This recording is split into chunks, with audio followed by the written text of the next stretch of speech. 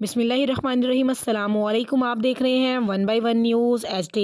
Report कर रहे हैं तारिक महमूद कुमो फैसलाबाद से। उलमा मशाइख विंग जमात इस्लामी के ज़िले सदर हाजी रियाज अहमद सादी की क़ियादत में जुलूस। जमात इस्लामी की महंगाई और बेरोज़गारी के ख़िलाफ़ ज़िला कौंसल चौक फैसलाबाद धरने में शरीक हुए। तफसीलात के मुताबिक जमात इस्लामी उलमा मशाइख विंग के ज़िले सदर हाजी रियाज अहमद सादी की क़ियादत में महंगाई और बेरोज़गारी के ख़िलाफ़ ज़िला कौंसल चौक में धरने में शरीक हुए। जुलूस में कारकुनान की कसीर तादाद ने भी शिरकत की। इस मौके पर खुसूसी गुफ्तगू करते हुए हाजी रियाज अहमद सादी ने कुछ यूँ कहा। बिस्मिल्लाहिर्रहमानिर्रहीम।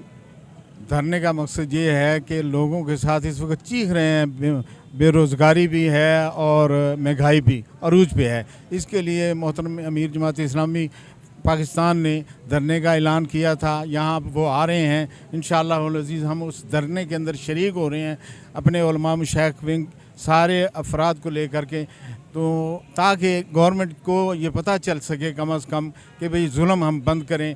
अगर नहीं करेंगे तो हम ये मुतालबा करते हैं कि इस हुकूमत को जाना चाहिए। महंगाई अगर नहीं ख़त्म कर सकते, महंगाई मुसलसल बढ़ रही है और वो अपने मामलात में लगे हुए हैं, एक दूसरे को बेईमान बुरा कहते हैं। हम समझते हैं कि ये सारे ही बेईमान हैं।